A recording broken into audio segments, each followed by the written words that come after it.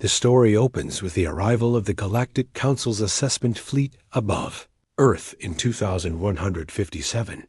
Commander Vex leads a team of alien scientists from 3 advanced species: the crystalline Kelani, the energy-based Threx, and the biomechanical nomads.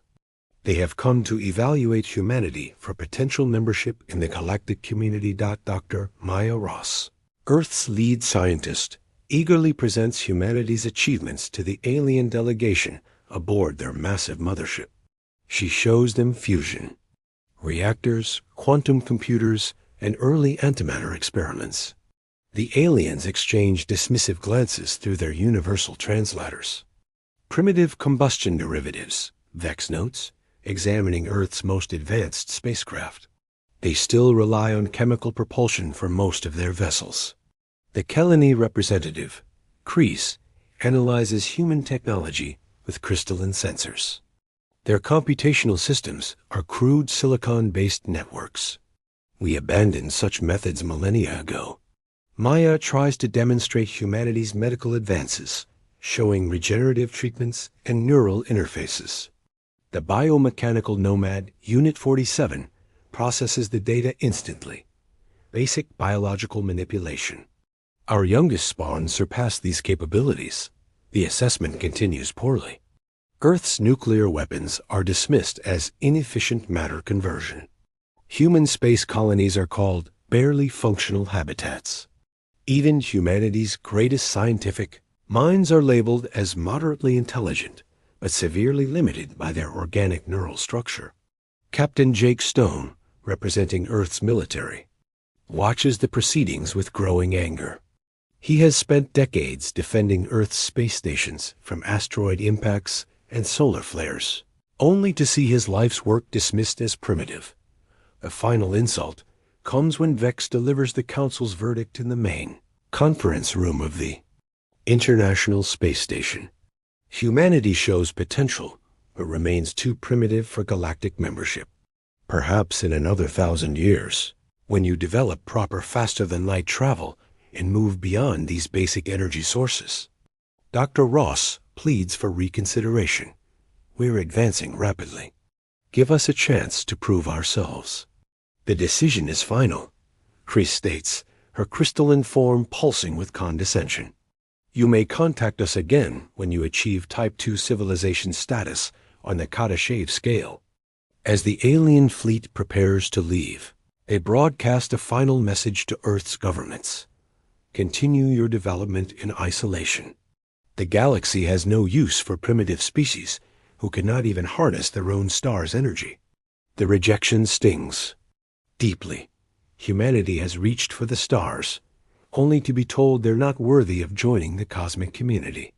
But in the depths of a secret research facility in Antarctica, Dr. Emil Wade watches the alien departure with keen interest.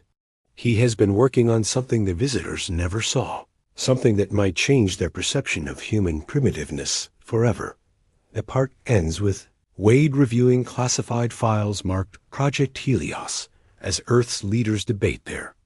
Response to the cosmic humiliation. 6 months after the alien dismissal, humanity struggles with the cosmic revelation that they are considered primitive. World leaders debate responses while scientists push harder to advance technology. But deep beneath the Antarctic ice, Dr. Emil Wade continues work on humanity's most classified project. Project Helios began as a theoretical study of stellar engineering. While other nations focused on fusion and antimatter, Wade's team pursued something far more ambitious: controlled stellar manipulation. The project remained hidden even from the delegation that met the aliens. Wade's assistant, Dr. Lisa Park, reviews their breakthrough data. The quantum resonance field generator is stable, Emil. We can actually create controlled fusion reactions that mirror stellar cores. The facility houses humanity's greatest secret, a prototype that doesn't just harness fusion energy, but manipulates the fundamental forces that power stars. While the aliens dismissed human technology, they never detected the quantum field generators hidden beneath miles of ice. General Marcus Hill visits the facility for a classified briefing. "The President wants to know if this thing actually works, Dr. Wade." "It works, General, but perhaps not in the way anyone expected." Wade leads them to the main testing chamber, where a sphere of contained plasma hovers in a magnetic field. "Matrix. We initially tried to create artificial star for unlimited energy. Instead, we created something that can consume them. The breakthrough came from studying neutron star formation. Wade's team discovered that by manipulating quantum fields at the stellar level, they could trigger runaway fusion reactions. Instead of generating energy, the process could destabilize a star's core, causing it to consume itself in an accelerated collapse dot. Dr. Park explains the mechanism to the General. The quantum field creates resonance patterns in stellar matter. Once activated near a star, it causes the fusion process to become self-consuming. The star literally devours itself from the inside out. "How fast?" General Hill asks. "A star like our sun would be completely consumed in approximately 72 hours, Wade replies. "Larger stars collapse even faster due to their greater mass. The implications are staggering. While humanity was dismissed as primitive for using basic fusion, they had unknowingly developed technology that could destroy the power sources of entire solar systems. Meanwhile, across the galaxy, the 3 alien species continue their advanced civilizations. The Kelani construct new crystal cities powered by their stars. The Threks expand their energy-based empire across multiple systems. The Nomads build mechanical worlds orbiting their home star. None of them suspect that the primitive species they dismissed possesses technology that could end their civilizations. Back on Earth, the project team faces a moral dilemma. The weapon exists, but should it ever be used? Wade argues for continued secrecy. "We developed this for energy generation, not as a weapon. Maybe it should stay that way." Dr. Park disagrees. "They humiliated our entire species, Emil. Called U.S. primitive, while we've created something beyond their understanding." General Hill represents the military perspective. "The question isn't whether we should have it. We do have it. The question is what we do now." The part ends with an emergency alert. Long-range sensors detect the return of alien ships. But this time, it's not the assessment team. A massive war fleet approaches Earth's solar system, and their intentions are unknown. Wade stares at the Project Helios controls as klaxons sound throughout the facility. Humanity's moment of truth approaches. The alien war fleet emerges from hyperspace at the edge of Earth's solar system. Unlike the small assessment team from months earlier, this Armada contains hundreds of vessels from multiple species. Admiral Kate Shun watches from Earth's orbital defense platform as the massive ships take positions around the outer planets. The fleet's composition tells a troubling story. Kalani crystal ships pulse with energy weapons. Threx vessels shimmer with pure energy constructs. Nomad mechanical platforms bristle with unknown technologies. This is not another diplomatic mission. Commander Vex appears on all global communication networks simultaneously. His image projects authority and menace. "Humanity, you have been monitored since our assessment. We have detected unusual energy. Signatures from your planet." In the Antarctic facility, Dr. Wade's team watches the broadcast with growing alarm. Dr. Park checks their security protocols. "There's no way they could have detected Project Helios. Our shielding is perfect." But Vex continues his announcement. "Our sensors have identified quantum field experiments that violate galactic safety protocols. Such research is forbidden to primitive species." The truth becomes clear. Earth's attempts to advance after the rejection triggered automatic monitoring systems. The aliens didn't dismiss humanity and leave. They watched and waited. "You will surrender all research materials immediately," Vex demands. "Your quantum field experiments must be terminated under Galactic Council Resolution 847. Primitive species cannot be permitted to develop technologies beyond their wisdom. President Martinez addresses the world from the White House Situation Room. We will not surrender our scientific research to alien demands. Earth's sovereignty includes the right to pursue knowledge. The alien response is swift and devastating. Energy. Beams lance down from the fleet, destroying 3 of Earth's orbital stations in seconds. The message is clear. Compliance is not optional. General Hill contacts the Antarctic facility through encrypted channels. Dr. Wade, I need to know our options. Can Project Helios be weaponized? Wade stares at his life's work. The stellar. Manipulation technology was never intended as a weapon, but the principles are sound. Theoretically, yes. But using it would be an act of cosmic terrorism. They just murdered 3,000 people, Doctor. I'd call that terrorism. Across the galaxy, other species watch the confrontation with interest. The galactic community has strict rules about primitive species developing dangerous technologies. Earth's research into stellar manipulation crosses multiple forbidden boundaries. On the Kelani homeworld, council members debate the situation. The humans show typical primitive arrogance, notes Eldertrix. They must be contained before their reckless research threatens others. The Threx energy beings view the situation differently. Perhaps complete subjugation is unnecessary. Simple technology suppression would suffice. But the nomads, with their mechanical logic, see only one solution. Primitive species with dangerous knowledge must be eliminated. This is standard protocol. Back. On Earth, the alien ultimatum arrives. Surrender all quantum field research within 24 hours, or face complete planetary bombardment. The war fleet demonstrates their power by vaporizing Earth's moon base, killing another 2,000. People docked in the Antarctic facility. Wade's team works frantically to prepare their technology for deployment. If Project Helios can truly consume stars, then the alien fleet's power source becomes their vulnerability. Dr. Park runs final calculations. The delivery system is crude, but functional. We can launch the quantum field generator using a modified long-range missile. Target? Wade asks. General Hill points to the tactical display. The aliens are using our own sun as a gravitational anchor for their fleet formation. They're literally powered by our solar system. The irony is perfect. The aliens dismissed humanity as primitive for not harnessing their star's energy.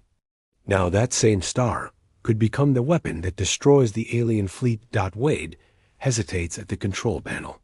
Using Project Helios means potentially sacrificing Earth's sun and everything in the solar system. But the alternative is certain destruction.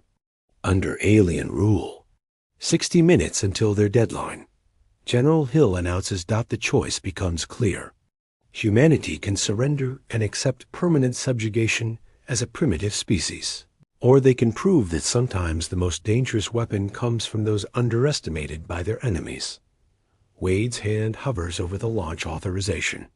The fate of humanity, and possibly the galaxy, depends on his next decision.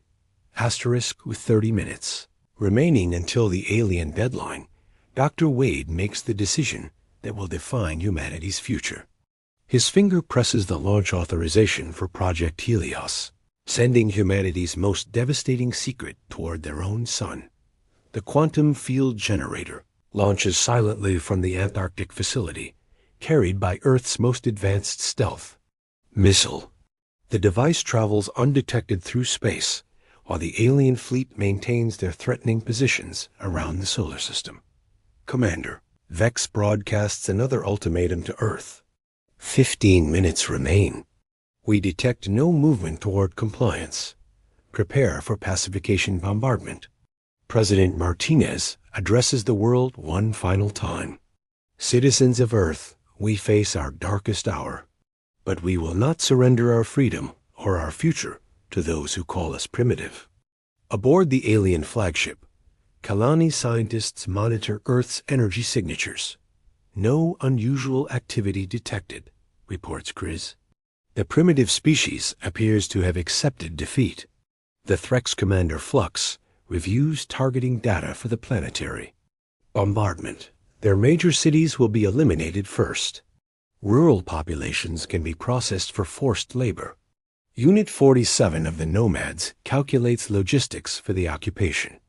Estimated human population reduction, 75%.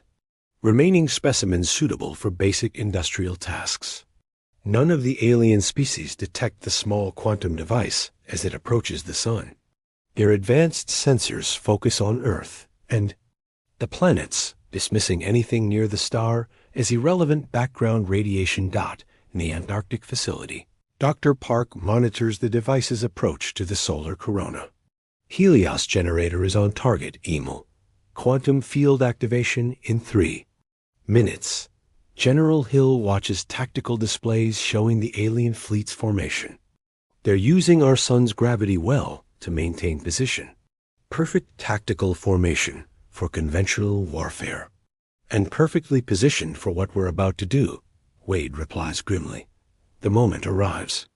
The quantum field generator reaches the predetermined coordinates within the sun's outer layers and activates. Initially, nothing seems to change. The sun continues burning as it has for billions of years. But deep within the solar core, fundamental forces begin to shift. The quantum field creates resonance patterns in the stellar matter, disrupting the delicate balance between fusion and gravity. The sun's natural fusion process begins to accelerate and consume itself. The first sign appears on alien instruments 30 minutes later. Threx energy sensors detect unusual fluctuations in solar output. Minor stellar variants detected. Flux reports to the command fleet. Kreese's crystalline sensors provide more detailed analysis. Solar fusion rate increasing beyond normal parameters. Likely temporary phenomenon, but Wade knows better. Through encrypted communications, he explains to world leaders what's happening. The quantum field creates a cascade effect. The sun is now consuming its own matter at an accelerated rate. Within 6 hours, the sun's brightness increases by 20%. The alien fleet's energy collectors, designed to harness normal solar output, begin experiencing overload conditions. Commander Vex finally recognizes the threat. All ships withdraw to outer system positions immediately. The star is experiencing uncontrolled fusion acceleration, but it's too late. The quantum field has reached critical resonance with the solar core. The sun begins consuming itself at an exponential rate, growing brighter and more violent with each passing hour. The Kelani, crystal ships, dependent on precise energy absorption, start suffering structural damage. Their crystalline hulls crack under the increased radiation pressure. Threx vessels, being pure energy constructs, find themselves overwhelmed by the stellar output. Several smaller ships dissipate entirely as their energy matrices destabilize. Mechanical Nomad platforms fare better initially, but their cooling systems cannot compensate for the increasing solar radiation. Critical components begin failing across the fleet. Retreat to hyperspace immediately, Vex orders. The star has become unstable beyond all parameters. Dr. Park monitors the stellar consumption rate. It's working exactly as predicted, Emil. The sun will be completely consumed in 48 hours. The alien fleet attempts to evacuate, but their ships are already damaged by the unprecedented solar output. Several vessels explode as their power systems overload. Others barely manage to escape to hyperspace, their crews radiating fear and confusion as the last alien ship flees the solar system. Commander Vex sends a final transmission to Earth. What have you done? You have destroyed your own star. President. Martinez responds with humanity's answer to the cosmos. We told you we weren't as primitive as you thought. The alien fleet retreats beyond the galaxy's edge, carrying news that will shake the foundations of galactic civilization. The species they dismissed as primitive has just demonstrated technology that consumes stars. But on Earth, the celebration is mixed with terror. The sun continues its accelerated consumption, growing brighter each hour. Humanity has won their freedom, but at what cost? As Earth's sun blazes with increasing intensity, humanity faces the consequences of their desperate gambit. The quantum field has triggered an irreversible stellar collapse that will consume their solar system within hours. Yet something unexpected begins to happen. Dr. Wade monitors the stellar data from his Antarctic facility as temperatures rise globally. The consumption rate is stabilizing, Lisa. The quantum field shouldn't be able to do that. Dr. Park checks her calculations repeatedly. According to our models, the sun should have collapsed completely by now. Instead, it's maintaining a controlled burn at 3 times normal intensity. The answer comes from an unexpected source. Deep space sensors detect massive structures emerging from hyperspace. Not the fleeing alien warships, but something far older and more advanced. The newcomers dwarf the previous alien fleet. Ships the size of Earth's moon materialize around the outer solar system, their design unlike anything in known galactic databases. These are the ancients, the mythical first civilization that supposedly vanished millions of years ago. An ancient representative appears on all global communications simultaneously. Unlike the previous aliens, this being radiates calm authority rather than threat. Humanity, we are the shapers. We have watched your species with great interest. President Martinez and world leaders listen from emergency bunkers as the ancient continues. Your quantum stellar manipulation technology is not primitive. It is, in fact, highly advanced. So advanced that only 3 species in galactic history have discovered it independently. The revelation shakes everything humanity thought they knew. Dr. Wade realizes the implications immediately. We didn't discover stellar manipulation by accident.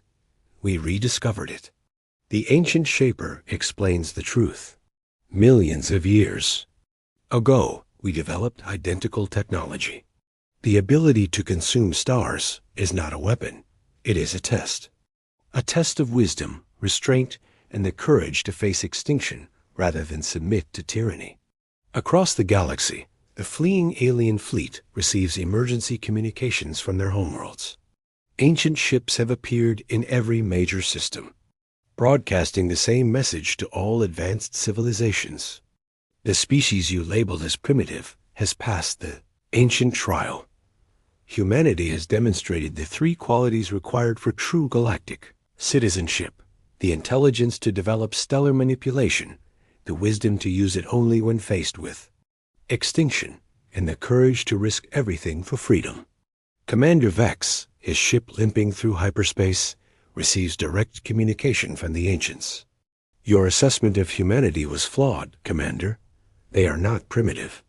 They are the 4th species in galactic history to independently develop stellar engineering. This makes them our equals, not our subjects. The cosmic revelation spreads throughout known space. The Galactic Council, which had dismissed humanity as primitive, suddenly faces the reality that Earth has achieved technology beyond their comprehension. On the Kelani homeworld, Elder Trix receives ancient communications with crystalline horror. The humans developed stellar manipulation? That is ancient-level technology. We have misjudged catastrophically. The Threx energy beings pulse with confusion and fear. Their entire civilization depends on energy harvesting from stars. That humanity could theoretically consume at will. The mechanical nomads recalculate everything. Their logical matrices struggle to process the data. The species they intended to eliminate possesses technology that could end their civilization. But the greatest surprise comes next. The ancient shaper addresses Earth directly. Humanity, your stellar manipulation field has not destroyed your sun. You have upgraded it. The controlled stellar consumption will provide energy for your solar system for 10 times its natural lifespan. Dr. Wade stares at the readings with amazement. The quantum field didn't cause runaway fusion. It created controlled stellar engineering. We've turned our sun into a managed power source. The sun, now burning at controlled high-intensity bathes Earth in precisely regulated energy. The quantum field acts as a stellar regulator, maintaining optimal output while consuming matter at a sustainable rate. The ancient delivers the final revelation. Humanity, by your actions, you have earned immediate membership in the ancient council. The species that once dismissed you now petition for your protection. Across the galaxy, former oppressors become supplicants. The Kelani offer tribute. The Threx request energy-sharing agreements. The Nomads propose technological exchange. Commander Vex's final transmission reaches Earth weeks later. Humanity, we apologize for our assessment. We respectfully request diplomatic relations with your ancient status civilization. President Martinez responds to the galaxy with humanity's new position. Earth is willing to establish peaceful relations with all species. But let this be clear. Never again will humanity be dismissed as primitive. We are the guardians of stellar technology, and we will use that responsibility wisely. The story ends with Earth's sun burning bright and controlled, humanity's first step into their role as galactic ancients, and the knowledge that sometimes the greatest strength comes from those who others underestimate. In the depths of space, ancient shapers watch and approve. Humanity has passed the test and joined the cosmos's most exclusive civilization. The primitive species has become humanity's greatest strength. Asterisk.